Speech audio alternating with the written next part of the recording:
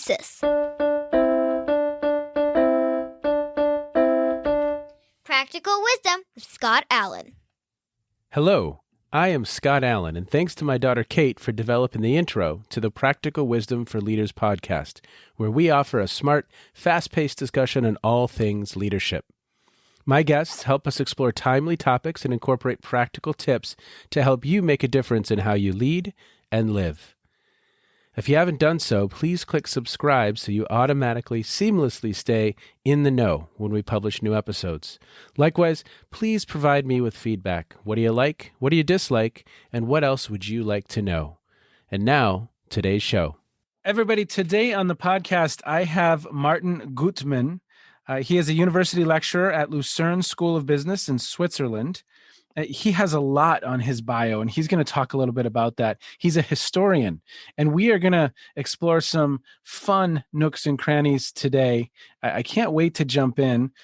Martin, tell our listeners a little bit about you, and then we'll jump in. Sure. Thanks very much for the invitation. I'm very happy to be here. What's the saying on American radio? Long-time listener, first-time caller. Captures my role here today.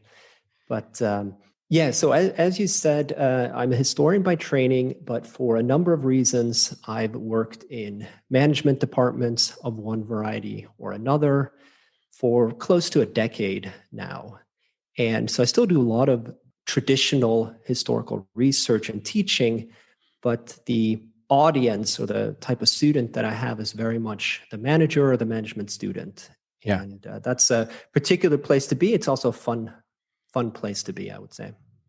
I was really excited because when we first connected a few moments ago, we found out that we have some roots in common in Minnesota, which is awesome. We grew up in areas close to one another, so it's always fun to speak with another Minnesotan, or at least someone who's familiar with Minnesota. And a historian. So how did you come to being really interested in leadership as a historian? Would you take us through that path a little bit? There's two experiences that laid the foundation for my interest in leadership. The first one is when I wrote my dissertation, I was interested in foreign, so non-German nationals, experts and intellectuals in particular, who joined the Nazi SS, this terror organization that was involved in all the most brutal crimes of the regime. I was particularly interested in how they helped construct this ideology and how that manifested itself in the institutional culture. And as a historian, you're not trained to think in terms of influence or motivation, organizational design or organizational dynamics, all these terms that you would use in management sciences. Yeah. Instead, you talk about agency, structure, causality. But below these different vocabularies, there's a similar core question, which is that how does an individual shape a social process? And how is that individual in turn shaped by the group? So I didn't appreciate this at the time, but my dissertation work provided me with a good foundation to examine leadership later on in my career. Well, and so you did your Ph.D. at Syracuse, if I'm correct. Yeah, that's right.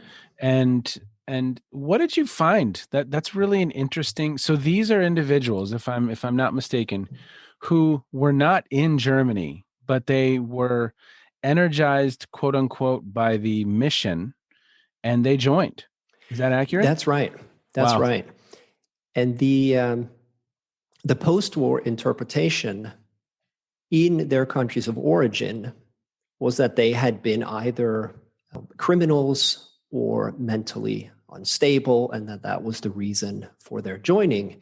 But when you actually go and look at the sources, the records that they left behind, and all the other material, you see that they were actually well connected in their pre-war societies, in Denmark, in Sweden, in Switzerland, in Holland. And it was really a matter of conviction. And the other side to the story is that they became very active shapers of the SS and its various crimes. So I think this tragic episode in the 20th century is a part of the German narrative, but it's also more complex. There are, or were, a lot of willing helpers from a lot of other corners of the world.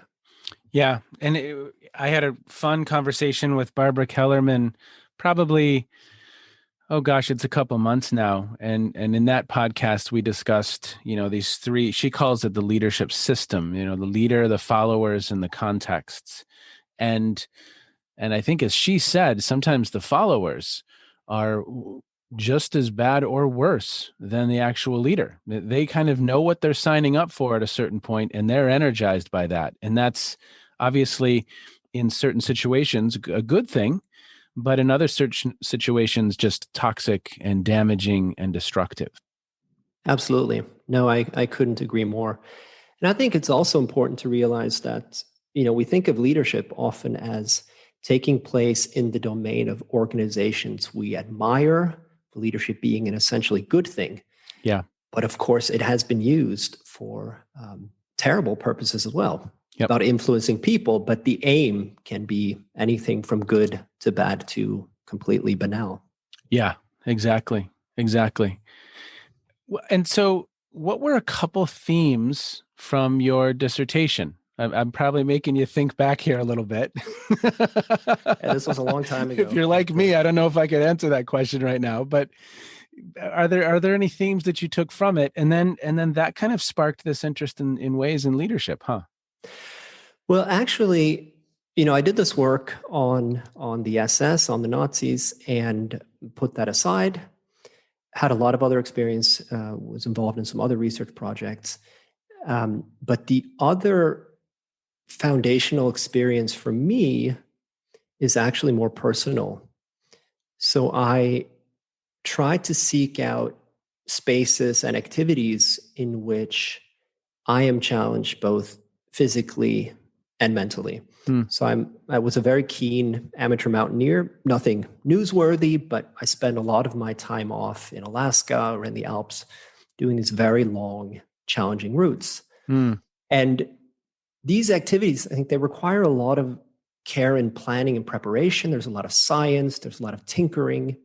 But at the end of the day, the fight is in your head. Yeah.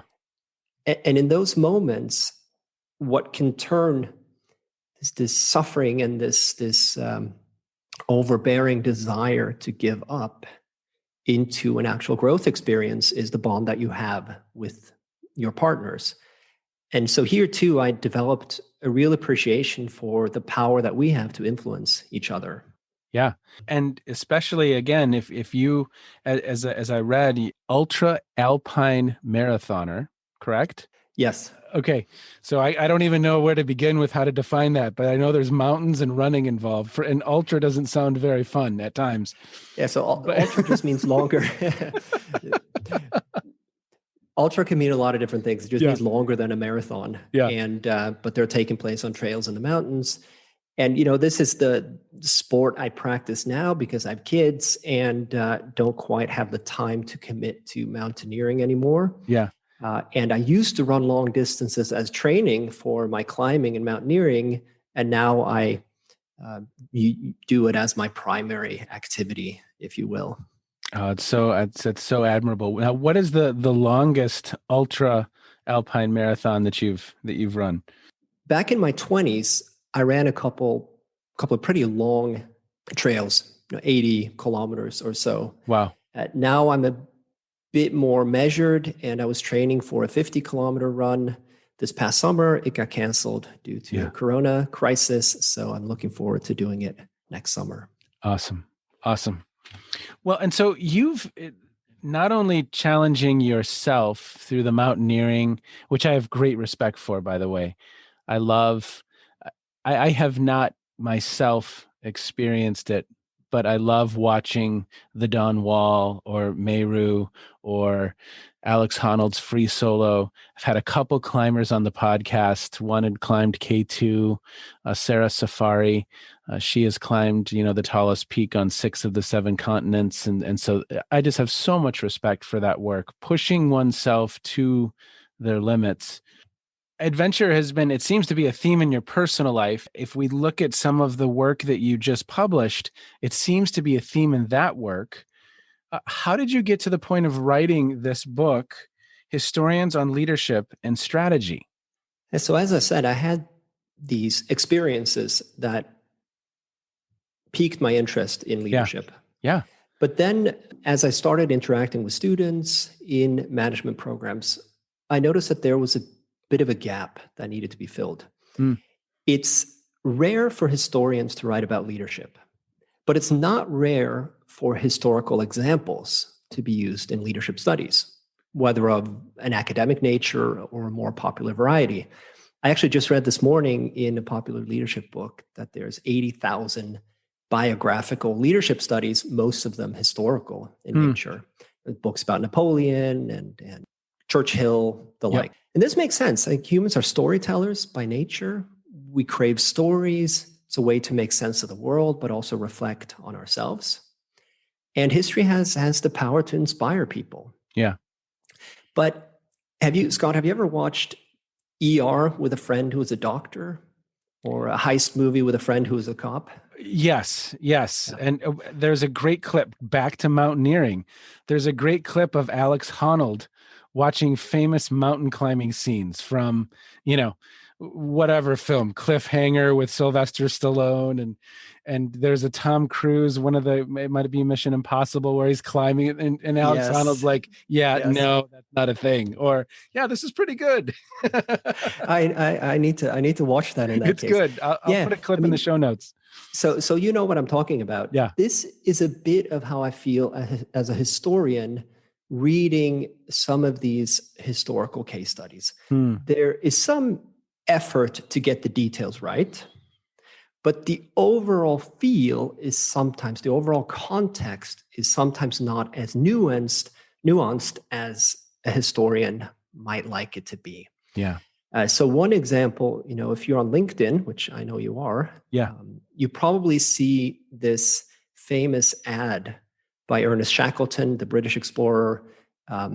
It pops up on my LinkedIn feed a couple times a year with some quote about how great he was as a leader, men wanted for a hazardous journey, low wages, etc. Yeah. Great example of leadership. The only problem is he never wrote it. It doesn't exist. You can go back to the times where it was supposedly published. It's not there. Yeah.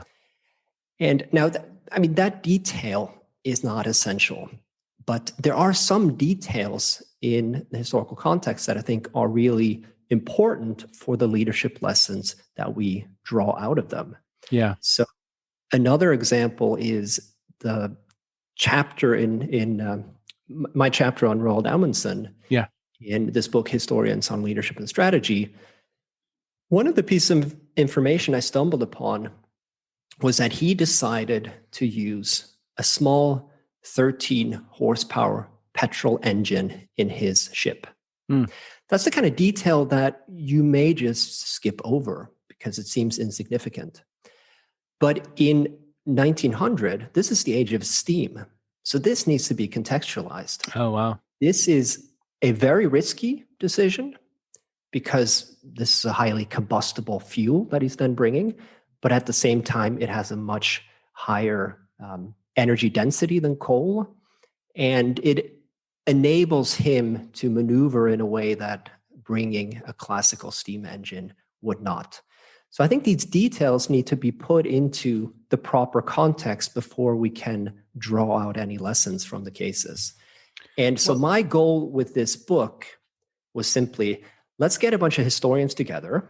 Yeah. None of them actually are active in the leadership scene, but they're absolute experts in the time periods and the characters that they're writing about. Wow. And let's have them write about a leadership challenge without trying to advance any particular leadership theory. Just lay out the case and then allow the reader to read into that, take out of the cases what they want. I love it. And so you had mentioned Roald Amundsen. I'd never heard of him, a polar explorer. So tell us a little story about this gentleman. What were his adventures about? I can't think of another human activity in which one person's success stands so far above that of all the other contenders. Really? I mean, he is the absolute superstar.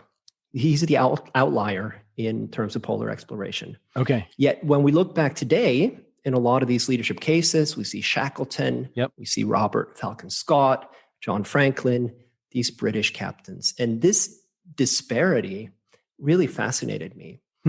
So to give you just a little bit of an insight into this guy, the Northwest Passage is this sea route through the archipelago of northern Canada.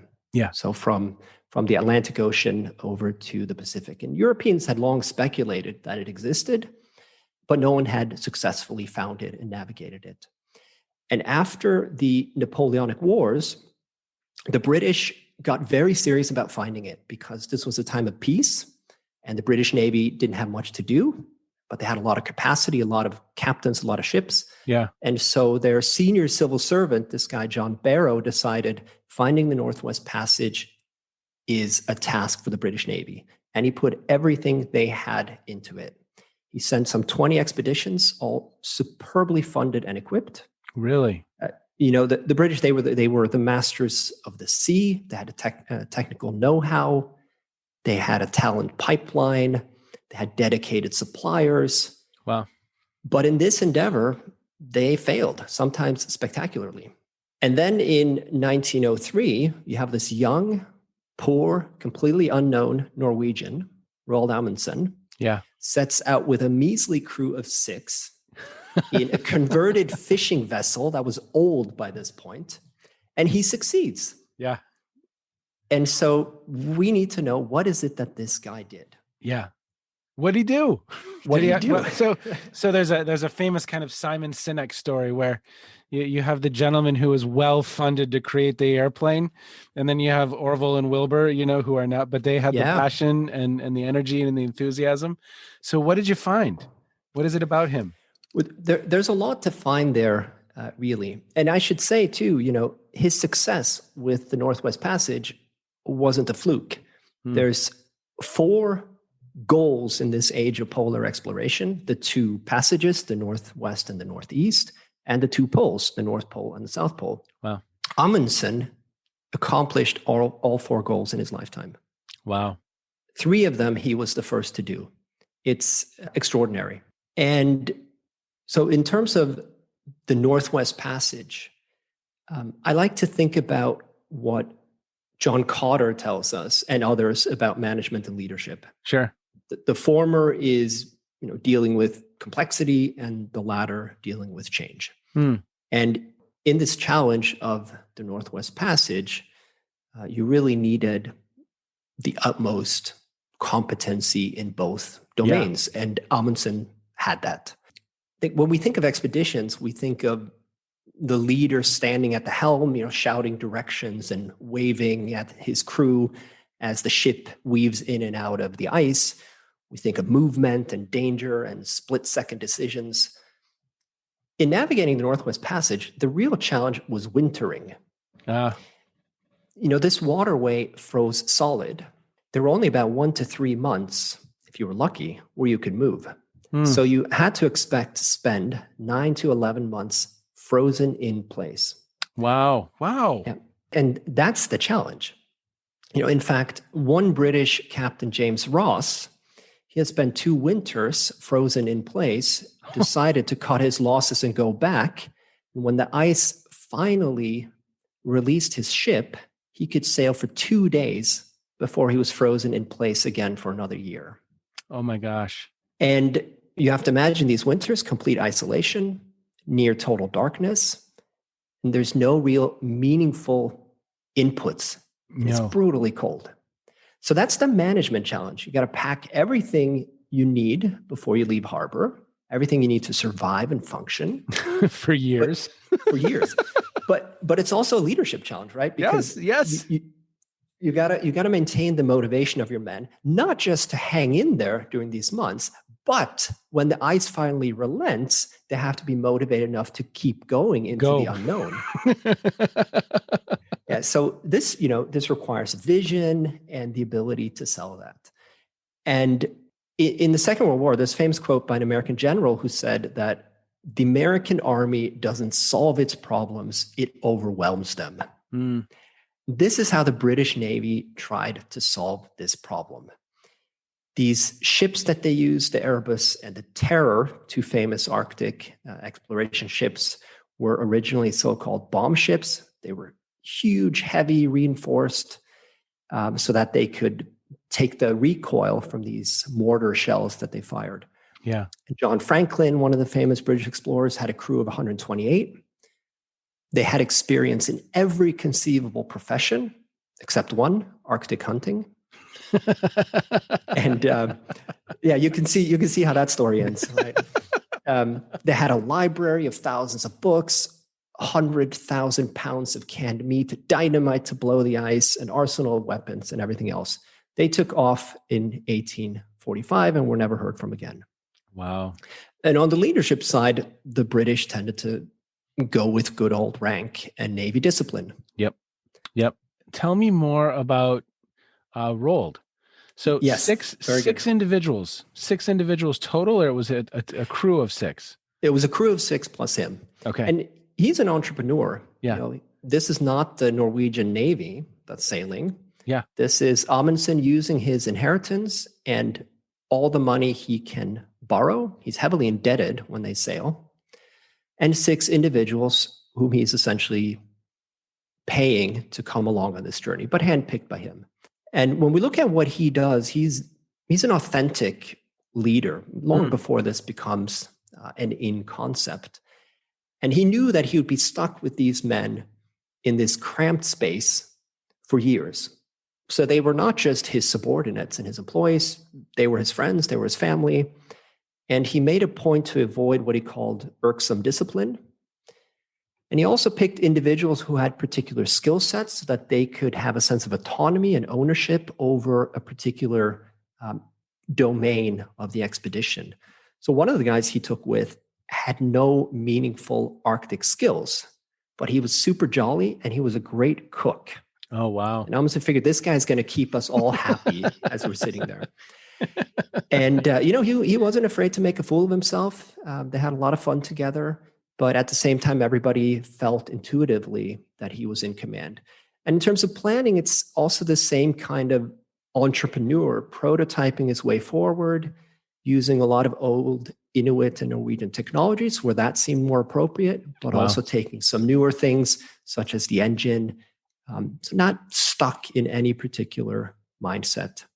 And so he sets off with his small crew in 1903. Yeah.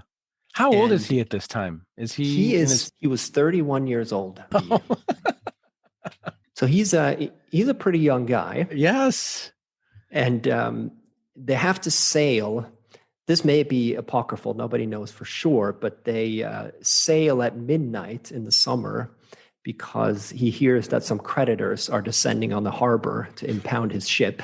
Yeah, that might be, it could Shackleton's. Exactly. Could be a bit of an embellishment, but it adds to the story. So it adds to the stories. No, he was in fact indebted. The creditors were after him. The question is just if his nighttime escape was necessary or not. But it makes for a good story for sure. Yes.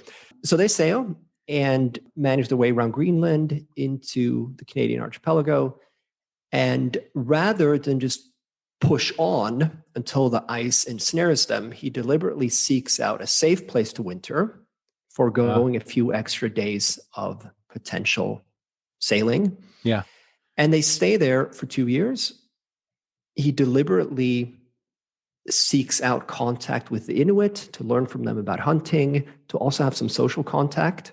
And a lot of what he learns in terms of building igloos, in terms of clothing and hunting, he's able to use on his later expeditions and are a big part of his success there. Wow. So there's a greater openness, than we see in the military domain of the British here. Oh yeah. So literally he spent 2 years in that spot to learn. Yeah. After the first winter, they could have continued on. I think that's a testament to how high the morale was that he decides that we're going to stay another winter. He also had some scientific experiments to carry out because he had promised this to some of his funders. And Yeah. so they stay there regarding the magnetic North Pole, which was nearby. And he stays true to that commitment as well. And then in 1905, they sail out of this little natural harbor they had found.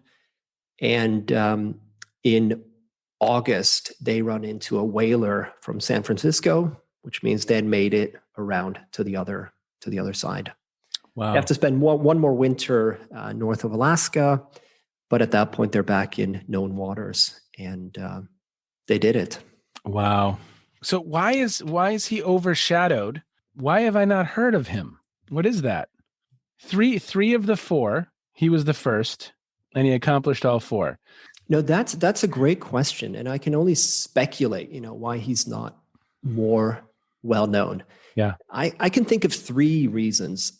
The first one is I think we tend to equate great leadership with a great challenge, with near-death events, with harrowing conditions. And his expeditions, compared to the British ones, were drama-free. They were at times downright boring. Yeah. So that's the first one. The second one is this is the time when the British Empire is at its zenith. The Royal Navy and the Royal Geographic Society, which also sponsored some of these expeditions, saw Arctic exploration as their game. And they did not look kindly on this Norwegian nobody. Wow. Moving into their territory. And there's a deliberate campaign to prop up the image, to inflate the image of these British explorers, Franklin, Scott, and Shackleton primarily, and to downplay the achievements of Amundsen. So we often hear the British referring to the remarkable luck that Amundsen had on all of his journeys. Yeah. And the final one is he was not a good self-promoter. Okay. He's the kind of leader who is best in the field. Yeah. At home, he was a very private person. He was kind of awkward. His English wasn't particularly good. And so when he went to speak in London and the US, he could do it, but it wasn't quite as captivating as some of these other Arctic heroes who were used to being in the spotlight, were public figures. You even see this in his own accounts of the trips.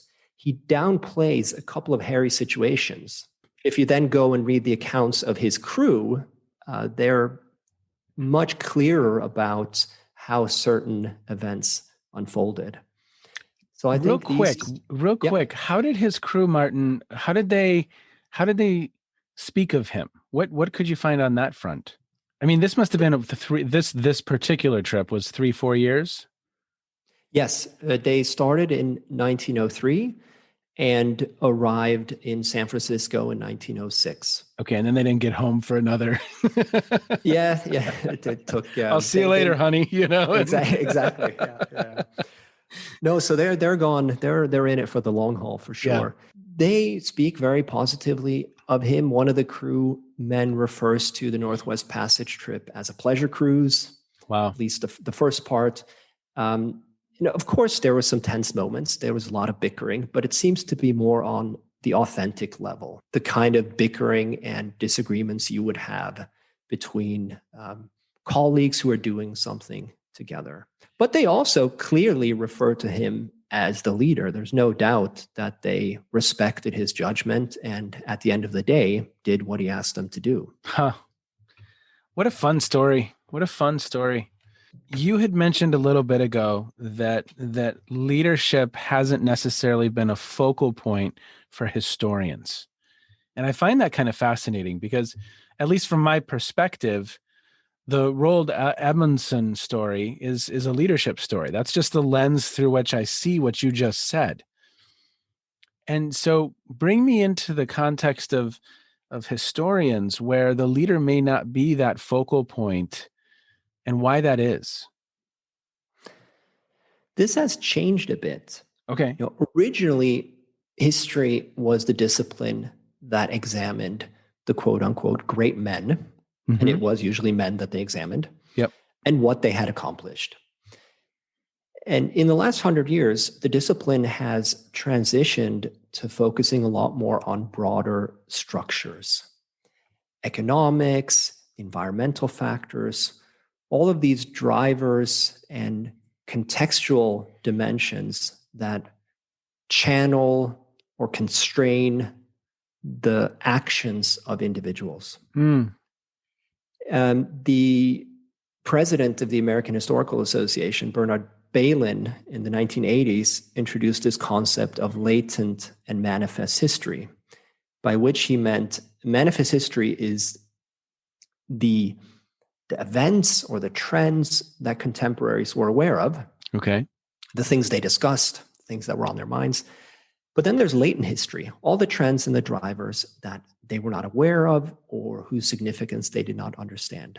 And I think most historians would say that these latent aspects are just as important in determining the outcome of any event as are any manifest aspects. And therefore, I think most historians would say that the ability of any one individual to shape events is constrained at the best of times. And so that's a bit of the mentality that you look at the social dynamics, the social structures, rather than any individual. With that said, you have some great leadership books. I think one of the best books on leadership, best in the sense of deeply analytical and insightful, is Ian Kershaw's 2-volume study on Hitler. Okay. This is one of the key questions of the 20th century. How could this catastrophe, how could this crime happen? Yeah. And he does a very good job of placing the role of Hitler as an individual within a lot of other dynamics and trends. But of course, Kershaw, doesn't frame this as a leadership book. No. But it is. Yeah. It's so much fun to think about. And so how do your students in business, in the College of Business or the School of Business, how do they respond to some of these cases that you're sharing with them?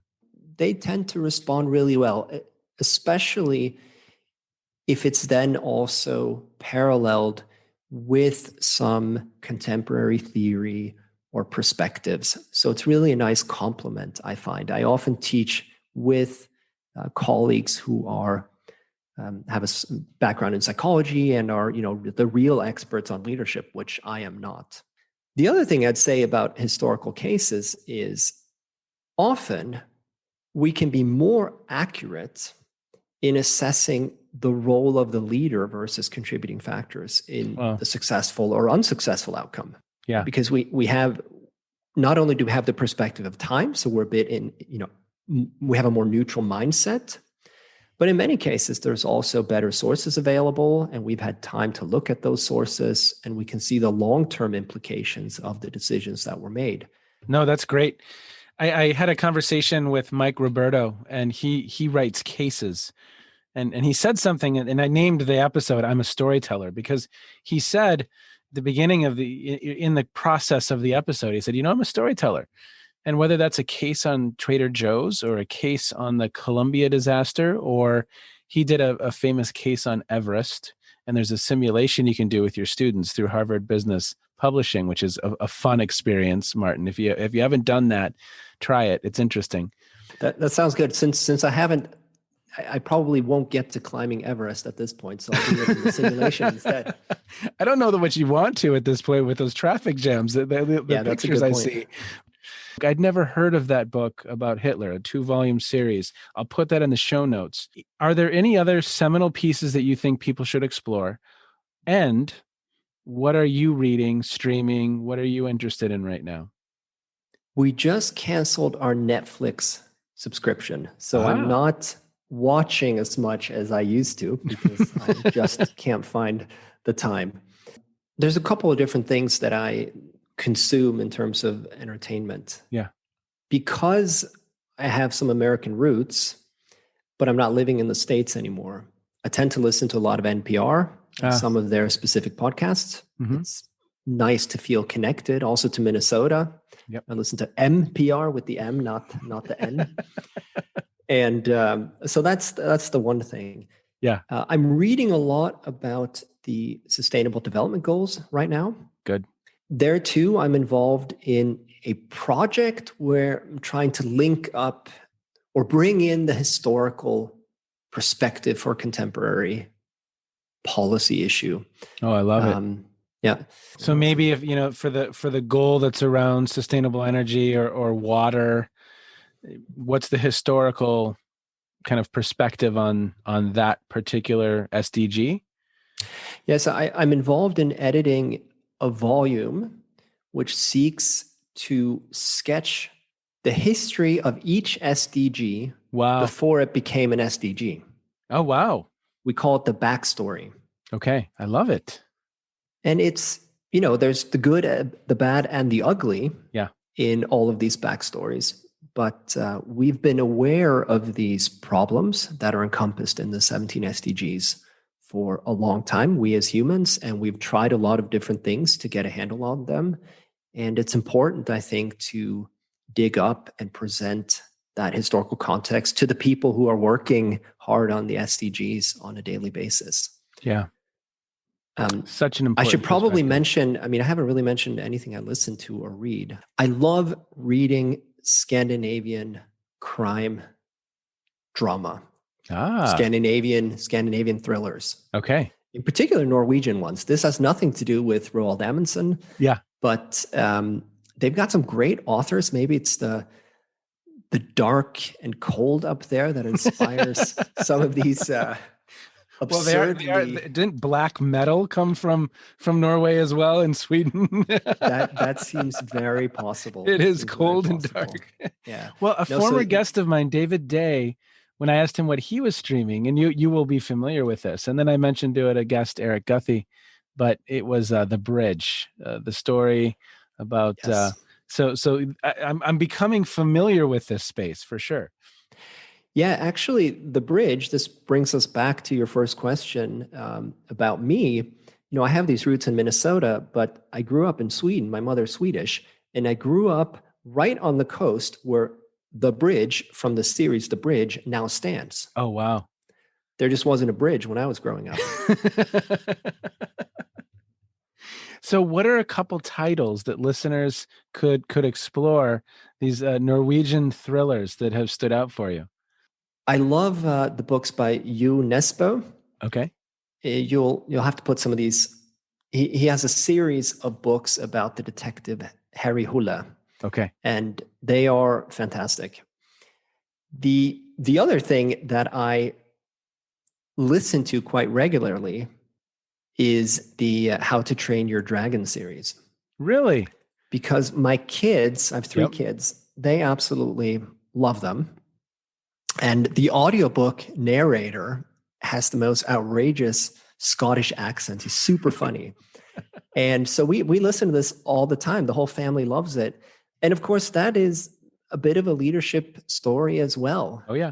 This reluctant hero who has to grow into this role of saving humanity and inspiring his followers. So yeah, it's definitely highly recommended, even for people who don't have kids. Well, and I didn't realize, I've seen the animated films. I believe it's more than one film. And then there's, of course, the TV series. So that's been on. I've listened to that in the background as I was working or pounding away on writing something. But I didn't realize there were audiobooks as well. There are, and I highly recommend them. Okay. They're awesome. Spectacular. Martin, I can't wait till you and I can have a cup of coffee at the foot of a mountain and I can learn some more. The International Leadership Association next year is supposed to be being held in Switzerland. I will make sure to be there. Yes. So your neck of the woods. Absolutely. I hope you can be there. I'm hoping I can be. Boy, I hope so, because that's high on my list as a place to visit. So excellent. Thank you so much for the conversation today. We have a lot to digest and consume. I will put links to your book in the show notes. And I just can't thank you enough, sir. Thank you for the good work that you're doing. And thank you for exploring leadership in this way. I couldn't agree with you more that there's a very, very direct, really cool connection to your work and leadership studies. I think it's a lot of fun. Thank you, sir. Thank you very much. It's a pleasure to be on. I could listen to Martin tell that story for hours. So many connections, just like my conversation with Emilio Iodice. If you've not listened to that episode, please do.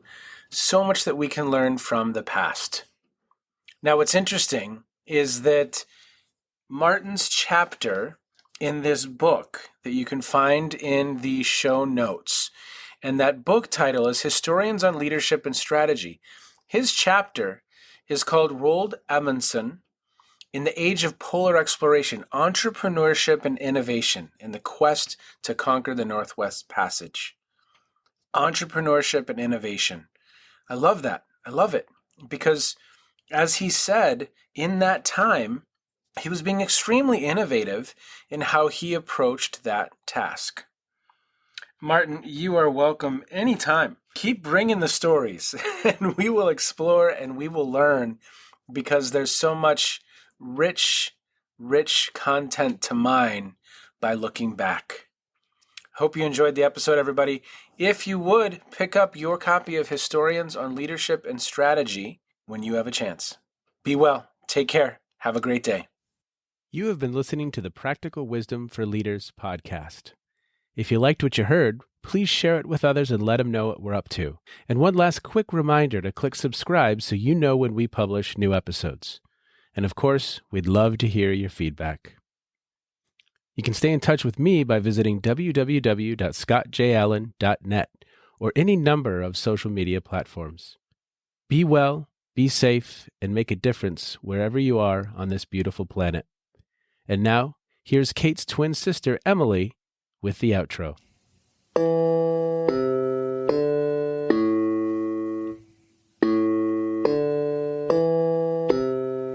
You've been listening to Phronesis, Practical Wisdom with Scott Allen.